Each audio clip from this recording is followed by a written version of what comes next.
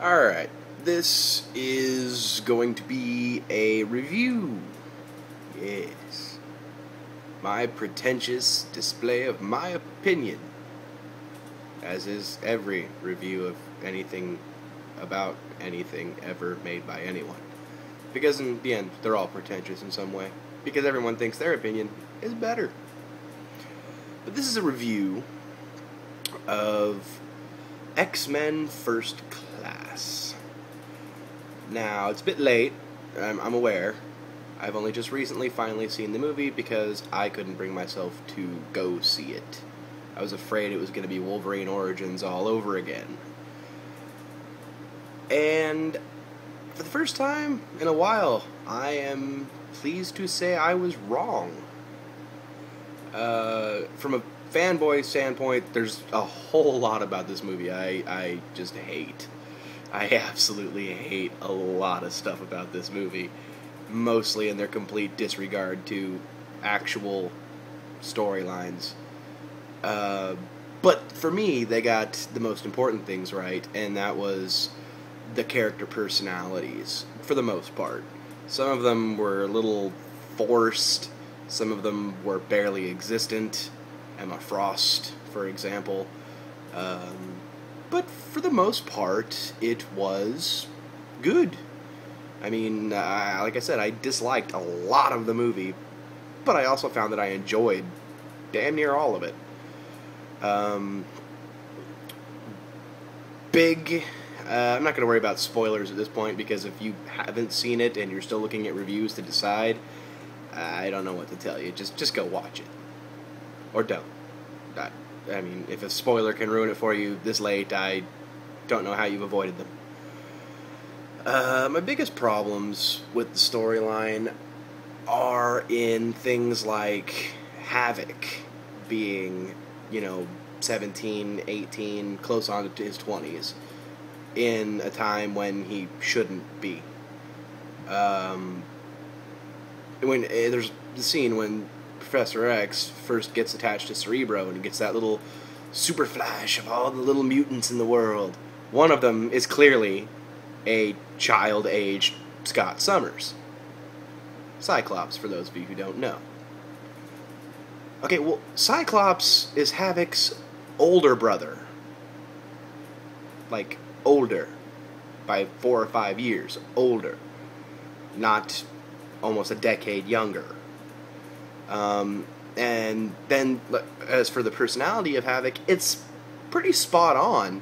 A little bit of arrogance, a lot of problem with authority, but none of that makes any sense without the context of his older brother. There's just no reason for him to be that way, because his relationship with Scott is why his personality is like that. So, personality's right, but the storyline is wrong, so they kind of contrast against each other. To a crazy nerd, this stuff matters, okay? We don't have much in life, so these things matter. Emma Frost was a big problem for me, just because it was a lot of missed potential. She could have been utilized far better, especially, the beginnings of the Hellfire Club and this supposed end of it with the death of Sebastian Shaw. Come on, Shaw never stays dead, no matter what they do.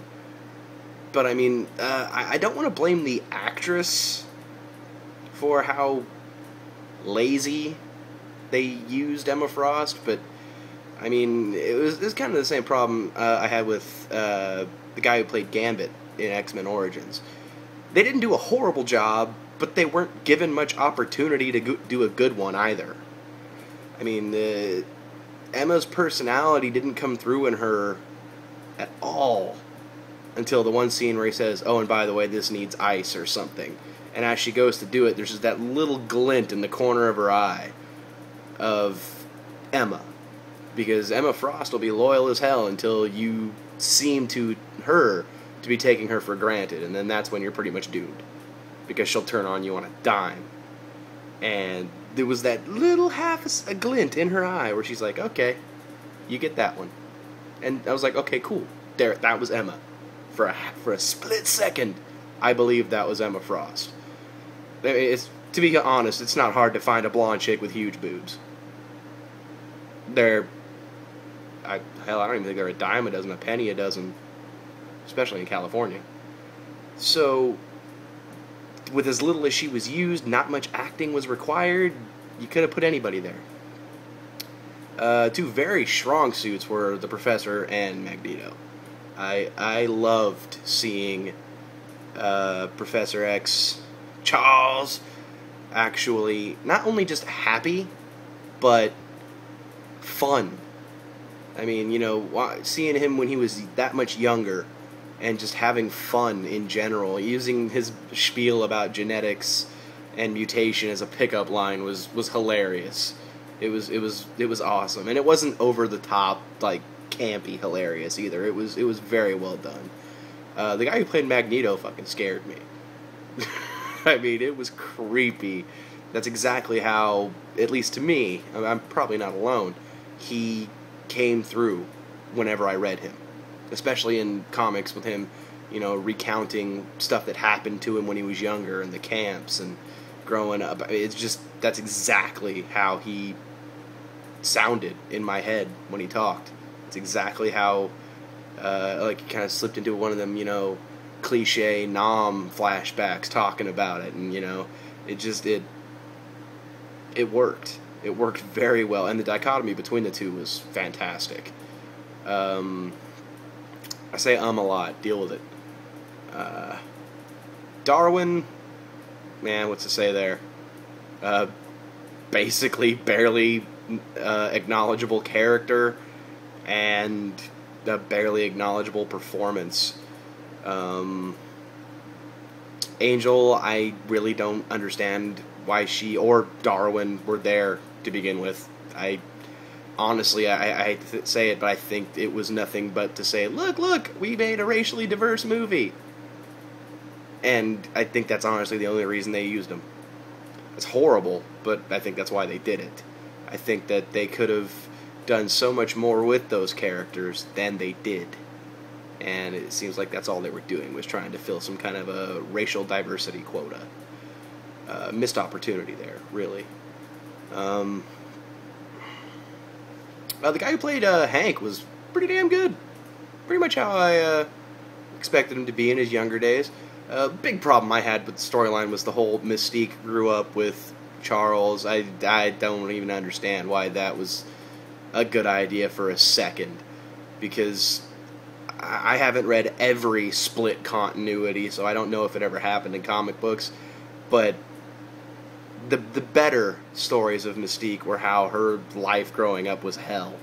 And that's why she's so bitter and cold and calculating and backstabby and trusts nobody but herself.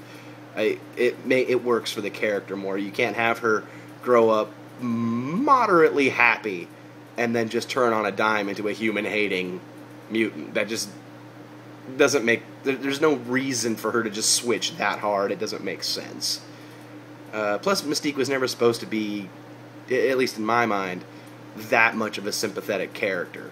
She was always kind of supposed to be a heartless bitch. Again, that's how she came off to me. It doesn't make me dislike the character, I'm just saying.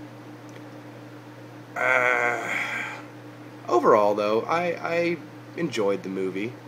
Oh, and Kevin Bacon surprised the hell out of me.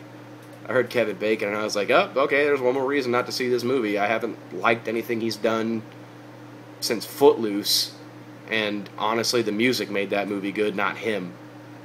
So, but he surprised me. That was Sebastian Shaw pretty much to a T, and I enjoyed it. Yeah, for the most part, I enjoyed the movie. This is the first video I've done in a long time. There'll probably be more coming. But as I'm at the 9 minute and 40 second mark, I'll end this one with a peace out.